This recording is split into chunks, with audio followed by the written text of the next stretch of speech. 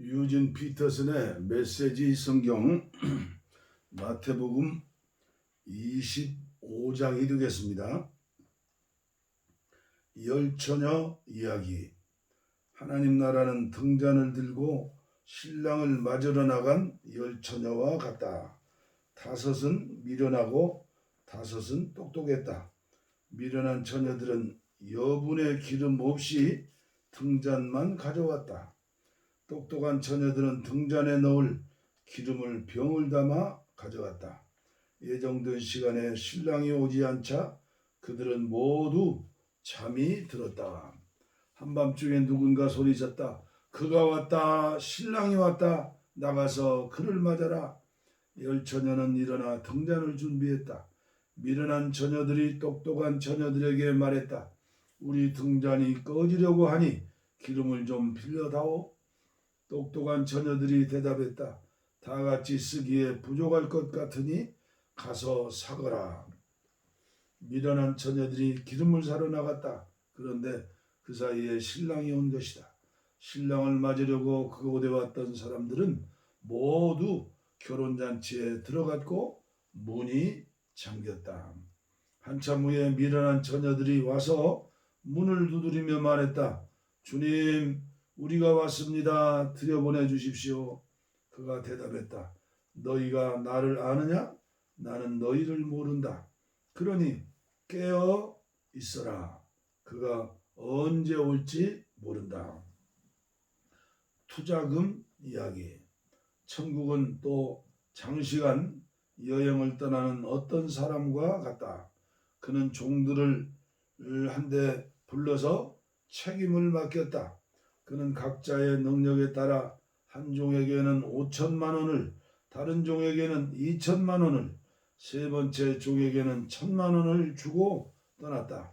첫 번째 종은 즉시 가서 일하여 주인의 투자금을 2배로 늘렸다.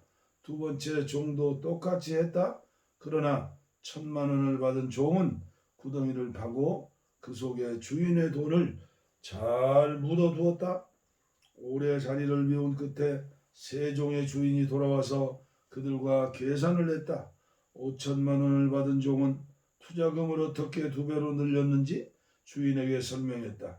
주인이 그를 칭찬했다. 수고했다. 일을 잘했구나. 지금부터 내 동업자가 되어라.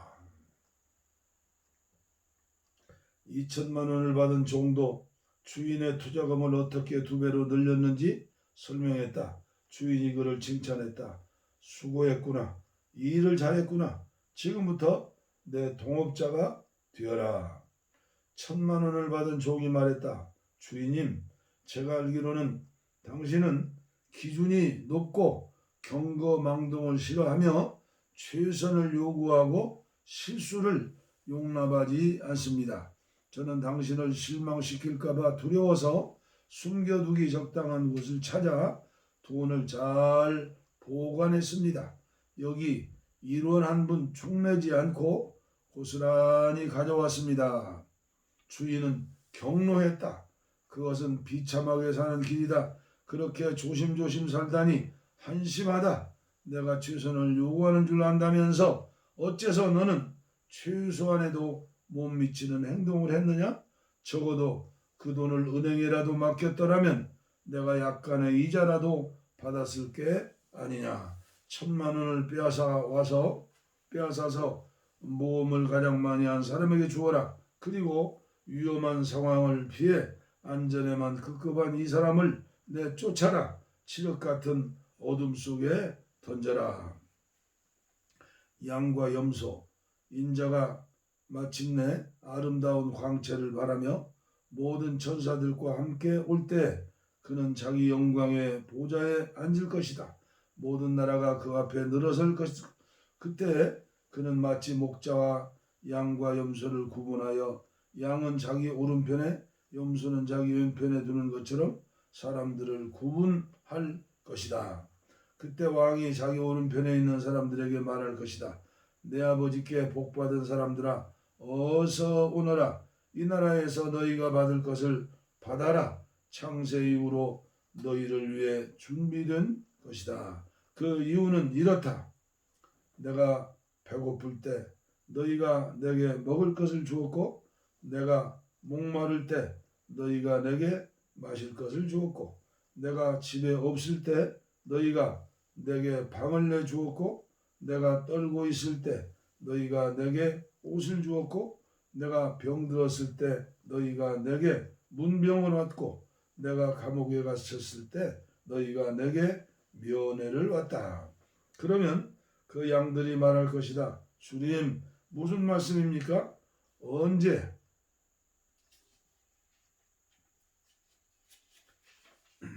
우리가 주님이 배고프신 것을 보고 먹을 것을 드렸고 목마르신 것을 보고 마실 것을 드렸습니까? 언제 우리가 주님이 아프시거나 감옥에 갇히실 것을 보고 가피웠습니까? 그러면 왕이 말할 것이다. 내가 중대한 진리를 말한다. 너희가 무시당하거나 남이 알아주지 않는 사람한테 그런 일 하나라도 하면 너희는 바로 나한테 한 것이다. 이어서 왕이 자기 왼편에 있는 염소를 보고 말한 것이다. 이 무익한 염소들아, 나가거라. 너희는 지옥불 말고는 아무 짝도 쓸모가 없다. 그 이유를 묻는다면 이렇다. 내가 배고플 때 너희가 내게 먹을 것을 주지 않았고 내가 목마를 때 너희가 내게 마실 것을 주지 않았고 내가 집이 없을 때 너희가 내게 잠자리를 내주지 않았고 내가 떨고 있을 때 너희가 내게 옷을 주지 않았고 내가 병들고 감옥에 갇혔을 때 너희가 내게 와보지 않았다. 그러면 그 염소들이 말할 것이다. 주님, 무슨 말씀입니까? 언제 우리가 주님이 배고프시거나 목마르시거나 집이 없으시거나 떨고 계신 거나 병드셨거나 감옥에 계신 것을 보고 도와드리지 않았습니까? 왕이 그들에게 대답할 것이다. 내가 중대한 진리를 말한다. 너희가 무시당하거나 남이 알아주지 않는 사람한테 그게 바로 나였다. 그런 일 하나라도 하지 않으면 너희는 바로 나한테 하지 않은 것이다. 염소들은 영원한 멸망으로 양들은 영원한 상급으로 나아가게 될 것이다. 마태복음 26장 값비싼 향유를 부은 여인. 예수께서 이 말씀을 마치시고 제자들에게 말씀하셨다. 이제 이틀 후면 유월절이다. 그때 인자가 배반당하고 넘겨져 십자가에 못 박힐 것이다. 그 순간에 대제사장과 종교 지도자들 무리가 가야바라 하는 대제사장의 집무실에 모여 예수를 몰래 잡아 죽이려는 음모를 꾸미고 있었다. 그들은 괜히 폭동이 나는 것은 싫다며 말하며 유월절 기간에는 그 일을 하지 않기로 뜻을 모았다. 예수님께서 나병 환자 시몬의 집으로 베다니에 계실 때 어떤 여자가 다가와서 저녁을 드시고 그분께 아주 값비싼 향유 한 병을 부었다. 제자들이 그것을 보고 발끈했다. 저렇게 한심한 일을 하다니 이것을 큰 돈을 받고 팔아서 그 돈을 가난한 사람들에게 줄 수도 있었을 터인데 예수께서 사태를 알아차리고 끼어드셨다. 너희는 어째서 이 여자를 괴롭게 하느냐? 이 여자는 지금 나한테 말할 수 없이 소중한 일을 한 것이다. 가난한 사람들은 평생 동안 너희와 함께 있겠지만 나는 그렇지 않다.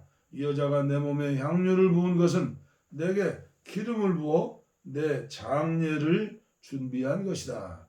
내가 분명히 말한다. 온 세상의 메시지가 전파된 곳마다 지금 이 여자가 한 일도 기억되고 가려질 것이다. 지금 이 여자가 한 일도 기억되고 가려질 것이다. 그때 12제자 가운데 하나인 가룟 유다라는 자가 대제사장 무리에게 가서 말했다. 그를 당신들에게 넘겨주면 얼마나 주겠소? 그들은 은화 30개에 합의했다. 그때부터 유다는 예수를 넘겨줄 적당한 기회를 노렸다. 인자를 배반할 자. 무교절 첫날 제자들이 예수께 와서 말했다. 우리가 어디에서 유월절 식사를 준비하기 원하십니까? 예수께서 말씀하셨다. 시내로 들어가 한 남자한테 가서 선생님께서 내 때가 다 되었으니 나와 내 제자들이 내 집에서 유월절 식사를 지키고자 한다고 말하여라. 제자들은 정확히 예수께서 지시한 대로 유월절 식사를 준비했다. 해가 진 후에 예수와 12제자가 식탁에 둘러앉았다. 식사 중에 예수께서 말씀하셨다. 괴롭지만 너희에게 중요한 말을 해야겠다. 너희 가운데 한 사람이 음모를 꾸미는 세력에게 나를 넘겨줄 것이다. 그들이 소스라치게 놀라서 한 사람씩 돌아가며 묻기 시작했다. 저는 아니겠지요, 주님. 예수께서 대답하셨다. 나를 넘겨줄 사람은 날마다 나와 함께 먹는 사람이고 식탁에서 내게 음식을 건네주는 사람이다. 인자가 당하는 것이 성경에 기록되어 있으니 이것이 전혀 뜻밖의 일은 아니다. 그러나 인자를 배반하여 넘겨줄 그 사람은 이 일을 하느니 차라리 태어나지 않았으면 좋았을 것이다. 그때 이미 배반자로 돌아선 유다가 말했다. 랍비님, 저는 아니겠지요. 예수께서 말씀하셨다. 유다야, 나를 속일 생각은 마라. 이것은 내 몸과 내 피다. 식사 중에 예수께서 빵을 들어 축복하시고 떡을 떼어서 제자들에게 주셨다. 받아서 먹어라. 이것은 내 몸이다. 또 잔을 들어 하나님께 감사하신 후에 그들에게 주셨다. 너희 모두 이것을 받아 마셔라. 이것은 내 피다. 죄를 용서하려고 많은 사람들을 위해 붓는 하나님의 새 언약이다. 내 아버지의 나라에서 너희와 함께 마실 때까지 내가 이 잔으로 다시는 포도주를 마시지 않을 것이다. 그들은 찬송을 부르고 곧장 올리브 산으로 갔다. 겟세마네 동산에서 기도하시다. 그때 예수께서 제자들에게 말씀하셨다. 이 밤이 다하기 전에 내게 벌어지는 일 때문에 너희가 넘어지고 말 것이다. 성경은 이렇게 말한다. 내가 목자를 치느니 양들이 허둥지둥 흩어질 것이다. 그러나 내가 살아난 뒤에는 너희 목자인 내가 너희보다 먼저 앞장서 갈릴리로 갈 것이다. 베드로가 불쑥 끼어들었다. 주님 때문에 다른 사람들이 다 넘어진다 해도 저는 그렇지 않겠습니다. 예수께서 말씀하셨다. 너무 자신하지 마라. 바로 오늘 밤 수탉이 새벽을 알리기 전에 네가 나를 3번 부인할 것이다. 베드로가 우겼다. 주님과 함께 죽는 한이 있어도 절대로 주님을 부인하지 않겠습니다. 다른 제자들도 모두 똑같이 말했다. 그리고 나서 예수께서 그들과 함께 겟세마네라는 동산으로 가서 제자들에게 말씀하셨다. 내가 저기 가서 기도하는 동안에 너희는 여기 있어라. 베드로와 세베대의 두 아들을 데리고 가시면서 예수께서는 심히 괴로워 슬픔에 잠겼다. 예수께서 말씀하셨다. 이 슬픔이 내 생명을 꺾어 버리는구나. 여기서 나와 함께 깨어 있어라. 예수께서 조금 더 나아가 얼굴을 땅에 대고 기도하셨다. 내 아버지, 다른 길이 있거든 나를 여기서 벗어나게 해주십시오. 그러나 내가 원하는 대로 하지 마시고 아버지께서 원하시는 대로 행하십시오. 아버지께서는 원하시는 것이 무엇입니까? 예수께서 돌아와 보니 제자들이 곤히 잠들어 있었다. 예수께서 베드로에게 말씀하셨다. 단 1시간도 나와 함께 견딜 수 없더냐? 깨어 있어라. 위험에 처한 줄도 모른 채 유혹에 빠지는 일이 없도록 기도하여라. 너는 하나님 안에서 무엇이든 열심히 할 각오가 되어 있다면 원래 한편으로는 난로가에 잠든 늙은 개처럼 나른하구나. 예수께서 두 번째로 그들을 떠나서 다시 기도하셨다. 내 아버지, 이 잔을 마지막 한 방울까지 마시는 것 외에 다른 길이 없다면 나는 각오가 되어 있습니다. 아버지, 방법대로 하십시오. 예수께서 돌아와 보니 이번에도 제자들이 곤히 잠들어 있었다. 도저히 눈이 떠지지 않았던 것이다. 예수께서 이번에는 그들을 자도록 두시고 세 번째로 가서 기도하시되 똑같은 말씀으로 마지막으로 한 번 더 기도하셨다. 예수께서 돌아와 말씀하셨다. 밤새도록 자려느냐? 내 때가 되었다. 인자가 죄인들의 손에 넘어간다. 일어나거라. 가자. 나를 배반할 자가 왔다.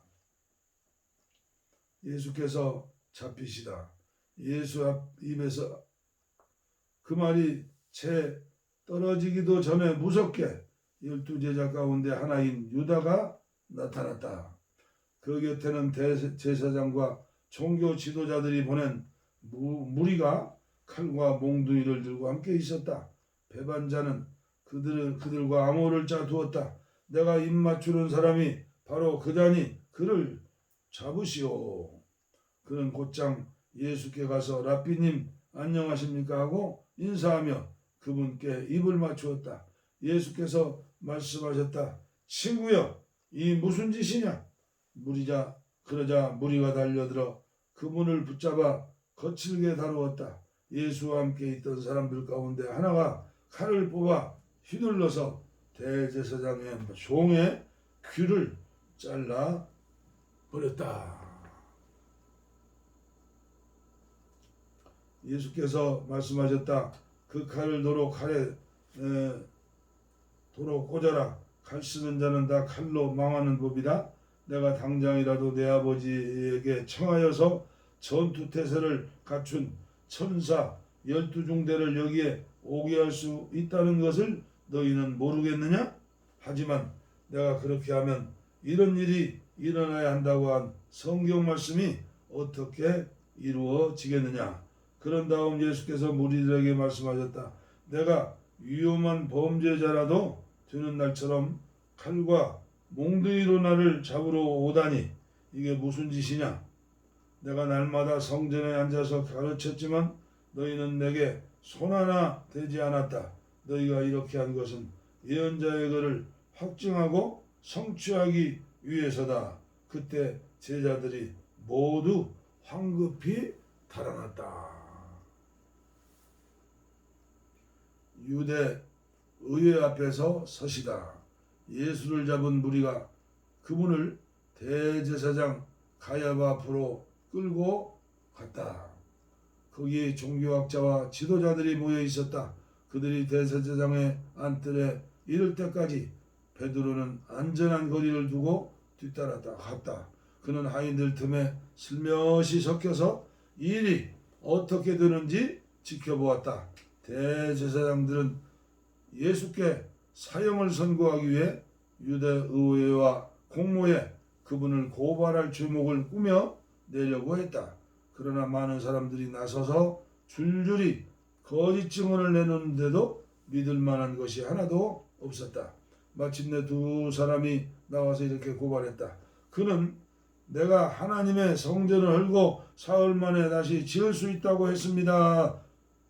대제사장이 일어나 말했다. 이 증언에 대해 너는 뭐라고 말하겠느냐? 예수께서 침묵하셨다. 그러자 대제사장이 말했다. 내가 살아계신 하나님의 권세로 너에게 명한다. 내가 하나님의 아들 메시아인지 말하여라. 예수께서 짧게 말씀하셨다. 네가 그렇게 말했다. 그러나 그것이 전부가 아니다. 조만간 내 눈으로 직접 보게 될 것이다. 전능하신 분의 오른편에 앉은 인자가 하늘 구름을 타고 올라올 것이다. 그 말에 대제사장이 흥분해서 자기 옷을 찢으며 소리질렀다. 이 자가 하나님을 못 오겠소. 그를 고발할 증인이 무슨 필요가 있겠소. 그가 하나님을 못 오가는 것을 여러분이 다 들었소. 여러분은 이 신성모독을 그냥 두고 볼셈이요? 그들이 일제히 말했습니다. 사형입니다. 그 정도라면 사형 선고가 마땅합니다.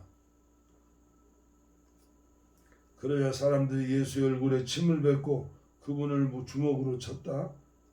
그분을 때리면서 조롱했다. 예언해봐라, 메시아야. 이번에 너를 친 사람이 누구냐?